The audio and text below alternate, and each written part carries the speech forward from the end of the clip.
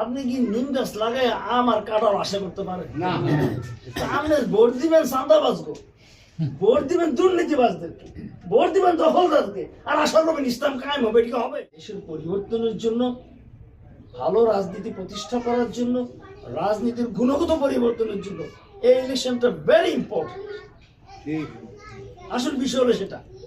আমি ডাক্তারি করি, মাস্টারি করি, মেডিকেল কলেজে ডাক্তার বানাই, আমার কাজ ভিন্ন।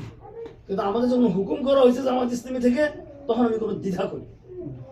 আমি জানতাম না আমার সাথে কে থাকবে, আমি জানতাম না। আল্লাহর ইচ্ছা আমার ভাইরা আমার সাথে আছে, ফাইসাল ভাই, গুলফাম সবাই আমার সাথে আছে। আপনারা ইনশাআল্লাহ টের পাবেন, ভ্যারি সুন টের পাবেন। সবাই আমাদের সাথে আছে, আমরা সবাইকে নিয়ে কাজ করবো।